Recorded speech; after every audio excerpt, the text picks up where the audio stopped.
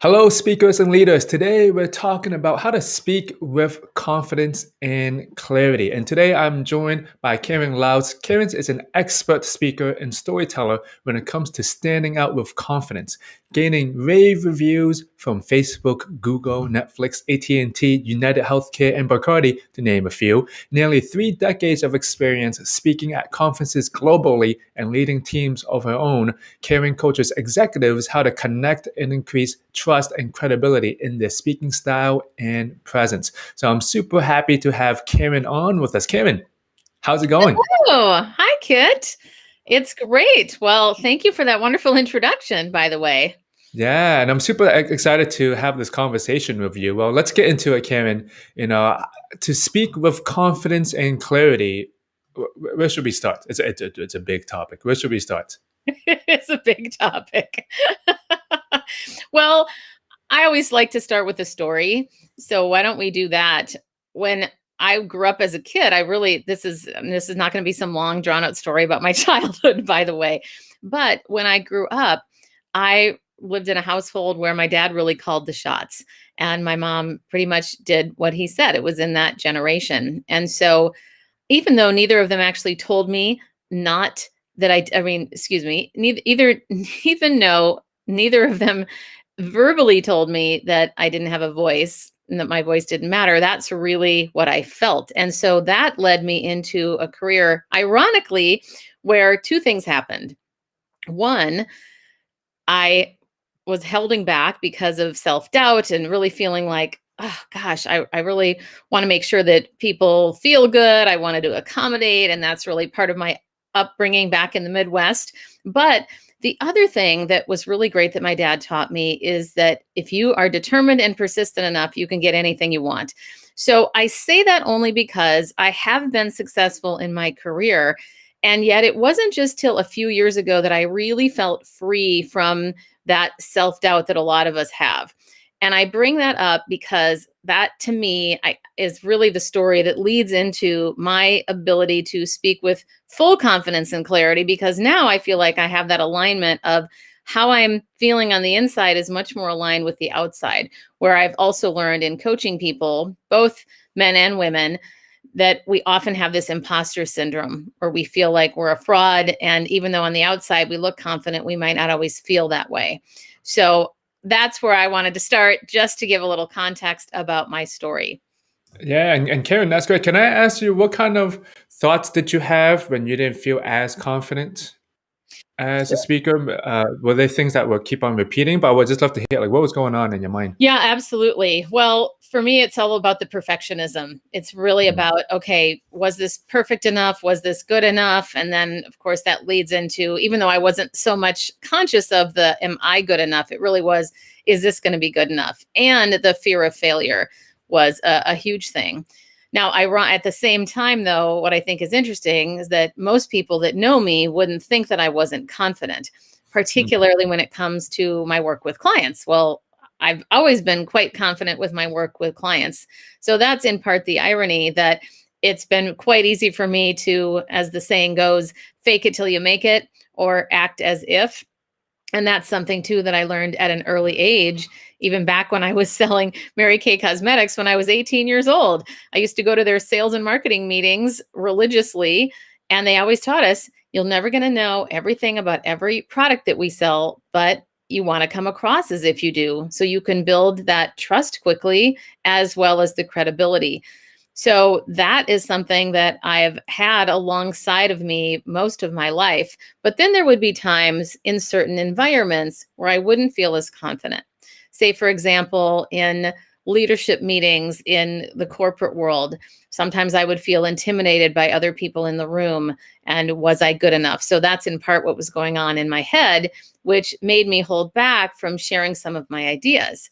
I was also a little bit afraid of being unpopular or not saying the right thing. So there's a lot of things that are combined in that, but I hope that that is of service to some folks who are listening. Yeah. So Karen, let's say some of the folks right now that are tuning in, I'm going to go back to perfectionism when it comes to speaking. Mhm. If they say, okay, they maybe even script out everything and they know, okay, they know they over prepare and they're saying, I'm over preparing, they're spending too much time, they're making everything too perfect. What would you have to say about that? Oh my, yes. I want to remind people of a lesson that I learned is that you can't sacrifice connection for perfection. And I know that's easier said than done.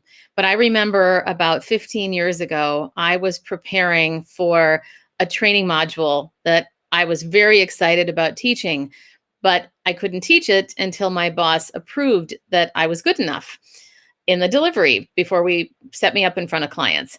Well, I really thought I had nailed it. Really thought I had nailed it. And she said to me, "Well, if I really listen, your content is practically perfect, but you look pissed off the whole time." And I went, "What?" And I had no idea. And this is such a good reminder of this disparity gap. So a lot of people think, in my case, I I learned that, oh my goodness, when I'm focused on content and getting everything perfect, I'm forgetting about my facial expression. And the warmth that I naturally have did not show up in the place when I needed it most. So a lot of times when people are so scripted, while that content might be practically perfect, it's going to come across as scripted, potentially robotic, and even worse, what if you lose your place? And then you got to look, and then you're stumbling and you're not ready. So that even in the moment, like you've got to have that mental agility to be able to be ready for anything that could throw you off. So, what I'd suggest to people is remember that connection and your humanity is a lot more interesting and engaging than a scripted a person who's technically presenting instead of having a conversation. Because my opinion is it should always feel like a conversation. Go ahead. Wow, that's great. I might use that story one day if I can, Karen. Wow. Please, please. Uh, can that line that you did at the beginning, I forgot the exact, you have to sacrifice, Yeah, I forgot, yeah. what was You can't sacrifice connection for perfection. it? Yeah, that's good. Yeah, because maybe you were just focused on content, right? You were saying, okay, what about the facial expressions and the warmth didn't come out of you, right? But let's go Exactly. back. Let's go back to speaking with confidence. Now I'm bringing this into a whole nother thing, which is related. So how did you get over speaking with less fear and speaking up with more confidence? And how can our audience do the same as well? Sure. Well, I've spent a lifetime of growing personally. I'm obsessed with how I can be better and how I can improve, both on the tactical side, but also on the emotional intelligence side. I feel like a lot of people work on the tactical things, but they don't really work on the internal world. So I'm going to suggest that anybody work on that if you have the opportunity, which technically we all do. And I have a couple of exercises that I would recommend. First thing that I want to say, and I know Kit is an expert on this as well, but I do want to remind everybody that physiologically, fear and excitement are the exact same thing physiologically. So, in other words, in our bodies. So, all we have to do, I know it's easier said than done, but it's actually a really great tip, which is to trick your brain by saying you're so excited. And a woman named Allison Wood Brooks out of Harvard came up with the term anxious reappraisal a few years ago. So that's one thing, is simply to say you're excited even though you might be really nervous. The other thing to work on, going back to that internal world, is that a lot of us have this self-doubt, or we just simply don't feel confident. So, one thing that I'd recommend is you reach out to 5 of your friends and people that you know in your life. And what I mean by that is pick 5 people that you know in different areas of your life that you feel safe and comfortable with, that know you well enough to be able to give you this feedback. And the feedback that I would suggest you ask them for is to offer you 5 attributes of yours that are positive, strengths, characteristics, anything that comes to mind for them, because sometimes we just simply need to hear it from people around us.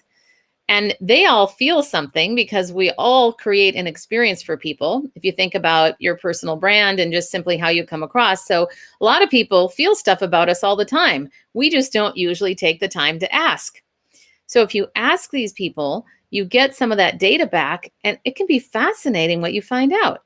And a lot of times, what I've learned with people, and also doing this myself, but particularly with clients, is that the thing that is our greatest strength, we don't even think about it as a strength because it's such a part of who we are.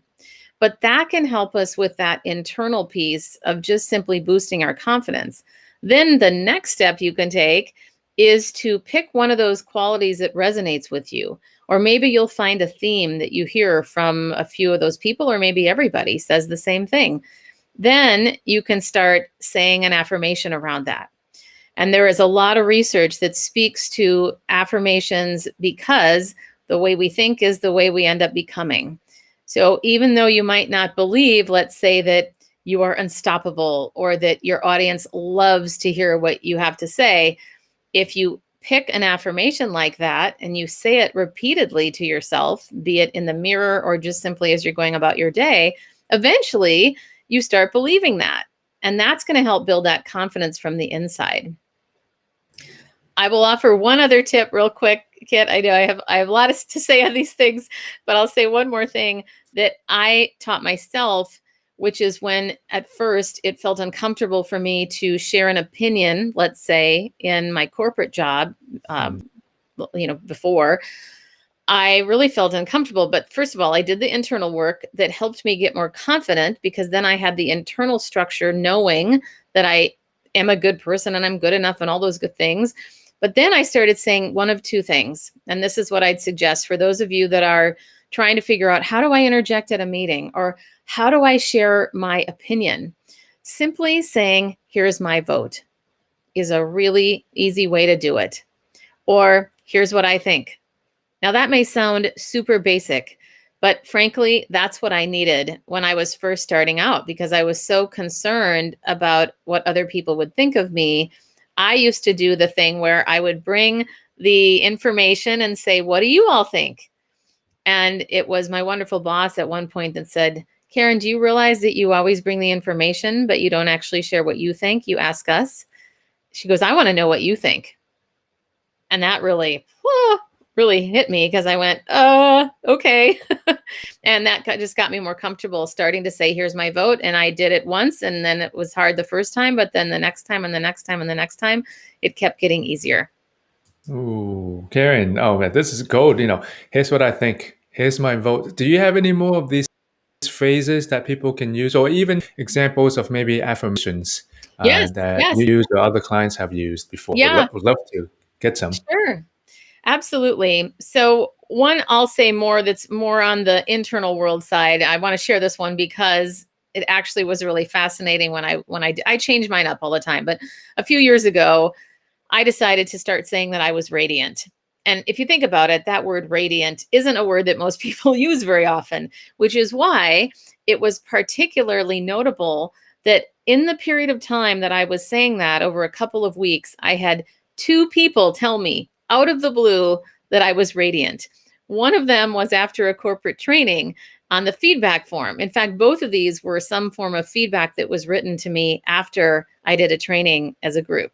So that's one. I like simplicity.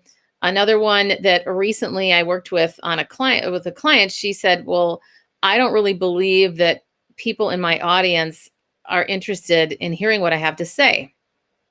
So this is actually a really good way to think about an affirmation. Think about the thing that you fear the most or that you feel you don't maybe believe. Then say the opposite. So what she started saying is, my audience loves to hear what I have to say. And you could just keep saying that. So there's things that related to you and the audience, it could be, or it could simply be an I am statement. I am unstoppable.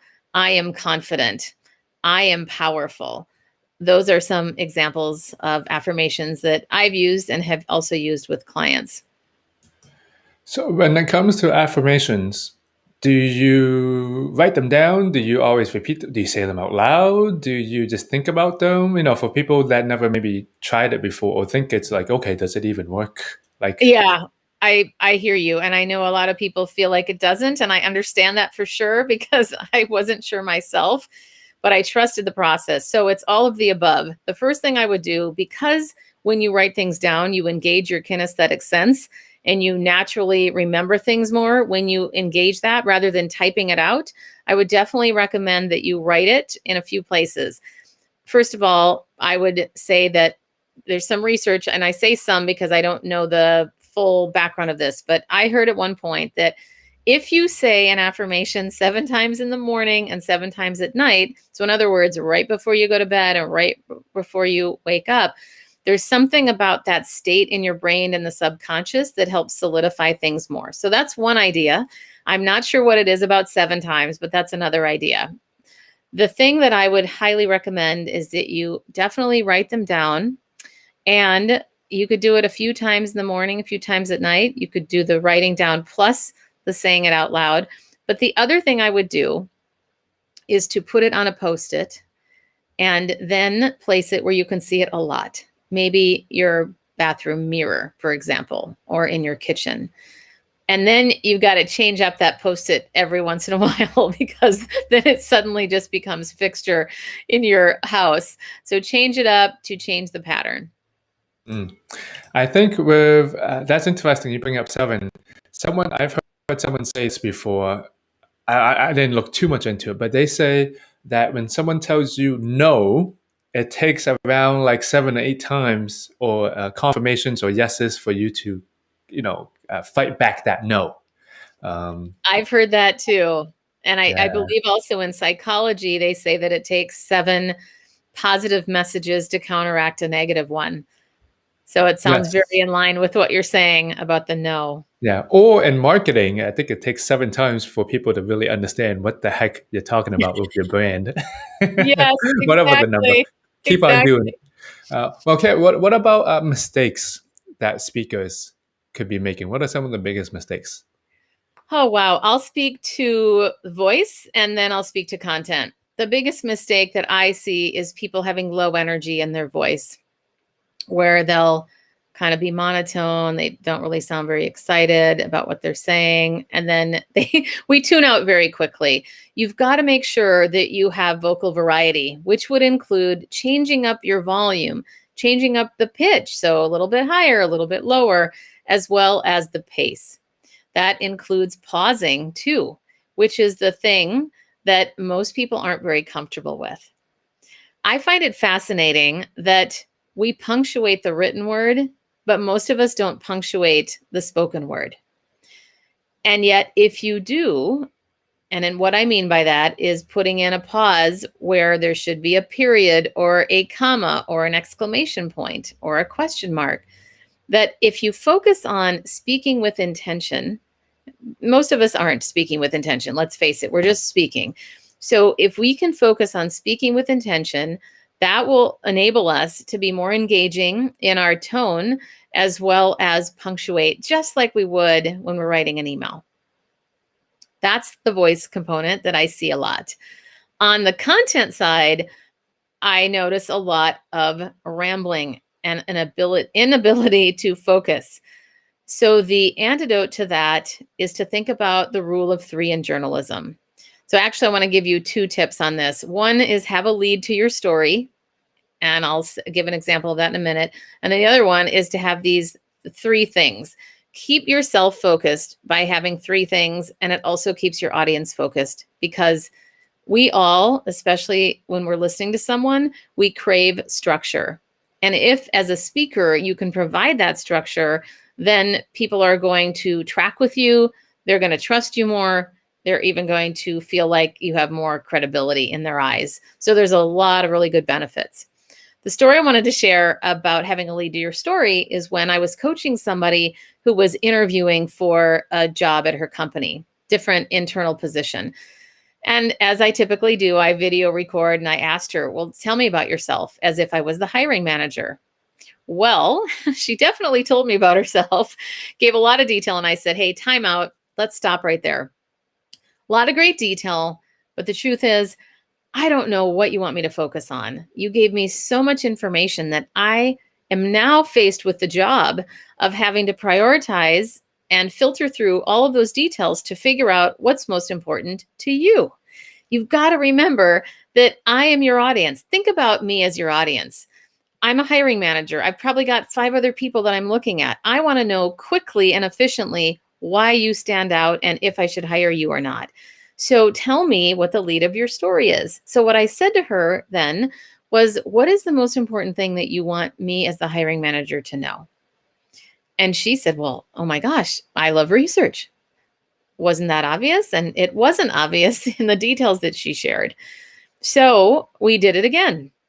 And she led with, well, before I begin, I want you to know the number one thing, the most important thing you need to know about me is that I love research. And boom, there was the lead of her story. Now, any other detail that she shared would be filtered under that. So right away, I know exactly what the point is. And then I can simply listen to the rest, and it's all sort of frosting on the cake from there. But as Donald Miller says, if we have to burn too many calories to figure out what your point is, we're not going to stay with you. We're going to tune out. So you don't want to make your audience tune out. That's a good one, Karen. Not burn too many calories to figure out what you're saying. So, Karen, if people are loving what you're saying, where can they go to keep on connecting with you and learn more about you? Sure. Thank you, Kit. Well, I have a Facebook group called Ignite Your Confidence with Karen Laos. I also have a podcast with the same name, Ignite Your Confidence. And I would say that most of the time I hang out on Instagram where I post a number of short videos and such. So you can find me there at Karen Laos Consulting. Yeah, great, Karen. Man, time is flying by today. Anything else you want to say as we're going to the end of our show? Of course, there's a bunch of things, I'm sure. But what else is on your mind? Sure. The biggest thing that I would suggest for people to remember is to trust yourself. Too often, most of my career, I had these gut feelings about, oh, I want to do that or do that. And then oftentimes I didn't listen to that because I was too afraid of what other people would think, or fear of failure, or anything you want to think about related to that umbrella of self-doubt. So trust yourself, especially when it comes to speaking up with your truth, whatever that looks like for you. Karen, can I ask you if there's one thing the audience can do after they finish listening to this? What do you think that one thing can be? The one thing is, record yourself in the next Mm. real meeting you have. You can record yourself on videos, the fun videos, but the way that you're really going to know how you're coming across unfiltered in real life is recording yourself in a real life situation, because that is the best and most objective way to see how you come across. Now, I do have to say, part 2 of that action item is that you have to watch it. I know a lot of people that record themselves, but they never actually watch it back. So watch it back. And if it feels painful to you, my biggest suggestion, which, by the way, I get it, I don't like to watch myself back either. But first of all, you might as well know how you're coming across, because that's what people are seeing of you. And if you're serious about change and upping your speaking game, and I would say that it's not just public speaking, but, well, let's just face it, is there really such a thing as private speaking? Unless you're speaking in the shower to yourself or in the car, there's always somebody listening. So there's always an opportunity to speak. So record yourself, watch it back, and think about it as if it's somebody else, because that can help to make it a little bit easier to say, what is this person doing well? And start with what you're doing well. Force yourself to look at the things that are positive. Hmm. What else can they focus on? So focus on, watch it as if there's someone else. Focus on what's, maybe working, what's going well. What other things could they watch for if they don't know, okay, I'm watching myself, but now what? Right. Well, exactly. Well, I'll put it in 2 categories. One is what I would say the way you're coming across behaviorally or from an action perspective, and what people are seeing and hearing. So what that looks like specifically is the eye contact. Are you looking at the webcam when you're on a Zoom meeting, for example, so that it feels like you're actually connecting, not looking over in the corner where it looks like you're somewhere else in the room?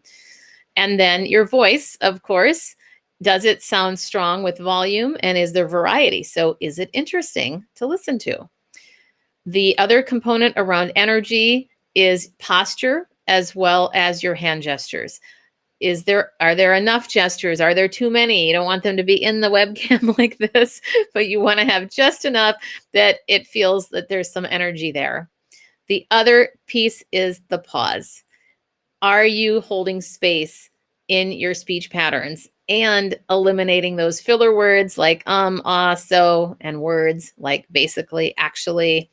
At the end of the day, there's a lot of filler phrases that we have as well as filler words. So that's one component, is that more behavioral side. And then the other component is content. Are you focused? Is there a point to your message right up front? You don't want to bury the lead of your story. People aren't going to listen long enough if they don't know why they're talking or why they're listening to you. We've got to get our point out within 30 seconds to a minute. Otherwise, people are going to start tuning out.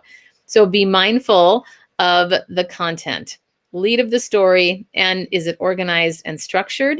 And bonus, which is actually probably one of the first things that I would have said about content, is, are you saying memorable things? Do you have emotion involved in what you're saying, plus concrete details? So as you may have noticed, some of the times when I was speaking today, if I didn't give concrete examples, I told some stories. My Mary Kay story, a variety of that person that I shared the story with that was interviewing. Anytime you can share an example or a story that has some emotion in it, as well as concrete details, but not too many details, but concrete details like it was 8:50 a.m. and I was still in bed last Wednesday morning. Something like that. Karen, this is amazing. I'm sure everyone that's tuning in right now thinks, "Wow, this is gold." So, Karen, can you tell us one more time if they want to connect with you? Where are the best places Sure. to go? Yeah. My Facebook group is called Ignite Your Confidence with Karen Laos. And then I have a podcast called Ignite Your Confidence, as well as my Instagram handle, which is Karen Laos Consulting. I will add one other place to find me, which of course is my website. And I always welcome people to email me or just even reach out by text message. I'm happy to share my phone number too. But my email is karen@karenlaos.com. And if you want to text me, I'm at 415-602-0558. And I'd be delighted to be in touch. Wow. So if you want to keep on with more confidence and with more clarity, you want to give Karen a follow. She definitely knows what she's talking about. And I just want to bring it up one more time. Karen, I loved everything that you talked about. You know, being a communication coach myself, I'm always learning something new. And I'm like, wow, when you speak, it just sounds profound. How do you do it? Yeah. Well, I feel the same way about you. I'm so glad that we met because I said, "Oh my gosh, this Kit guy knows what he's doing, and he just sounds so engaging." So I really want to earnestly say I feel the same way about you, Kit.